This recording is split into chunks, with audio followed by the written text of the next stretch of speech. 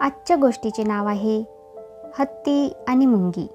एका घनदाट जंगलात एक बलवान आणि गर्विष्ठ हत्ती राहत होता. त्याला स्वतःच्या ताकदीचा फार अभिमान होता. तो जंगलात फिरताना छोट्या प्राण्यांना ओढवून लावत असे, त्यांना चिडवत असे आणि कधीकधी तर त्यांचे घरही उद्ध्वस्त करत असे. एके दिवशी दुपारच्या वेळी तो एका सरोवराच्या काठावर गेला. तेथे अनेक प्राणी पाणी पिण्यासाठी जमले होते. ससे, हरिण, कोल्हे शांतपणे पाणी पित होते. पण हत्तीने मोठमोठ्या पायांनी पाणी उडवले, सगळ्यांना ओले केले आणि तो जोरजोरात हसू लागला. त्यामुळे सर्व प्राणी घाबरून बाजूला झाले. कोणीही हत्तीशी वाद घालण्याच्या स्थितीत नव्हते. जवळच एका मोठ्या झाडाखाली एक वारूळ होते, जिथे अनेक मुंग्या राहत होत्या. त्या मेहनतीने आपले अन्न साठवत होत्या. हत्तीच्या लक्षात आले की मुंग्या किती लहान आणि अशक्त आहेत.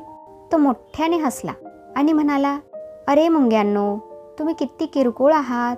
माझ्या एका पायाने तुम्हाला सहज चिरडून टाकू शकतो." हे ऐकून एक छोटीशी मुंगी पुढे आली आणि म्हणाली, "हत्ती दादा, ताकद असली तरी त्याचा अहंकार करू नये. प्रत्येक जीवाचा काही ना काही उपयोग असतो." हत्ती मोठ्याने हसला आणि त्याने आपल्या सोंडेत पाणी भरले आणि त्या मुंग्यांवर उडवले.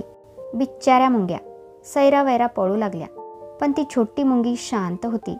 तिने ठरवले की हत्तीला चांगलाच धडा शिकवायचा. रात्री जेव्हा हत्ती झोपला होता, तेव्हा ती छोटी मुंगी हळूहळू त्याच्या सोंडेवर चढली आणि त्याच्या कानाच्या आत जाऊन जोरात चावा घेतला. "अरे रे, माझ्या कानात काय शिरलं?" हत्ती वेड्यासारखा डोलू लागला. तो मोठमोठ्याने ओरडू लागला. त्याने कान हलवायचा प्रयत्न केला, सोंड हलवली, पण काही उपयोग झाला नाही. मुंगीने अजून एक जोरदार चावा घेतला. "आई ग, हे खूप दुखतंय. कोण आहेस तू?" हत्ती मोठ्याने ओरडला. मुंगी म्हणाली, "मीच ती लहानशी मुंगी. आत्ता समजलं का? ताकद असूनही तू सर्वांवर राज्य करू शकत नाहीस. प्रत्येक छोट्या प्राण्यालाही महत्त्व असते." हत्तीला आपल्या चुकांची जाणीव झाली. त्याला स्वतःची लाज वाटली आणि तो म्हणाला, "मला माफ कर मुंगीताई. मी कधीही छोट्या प्राण्यांचा अपमान करणार नाही.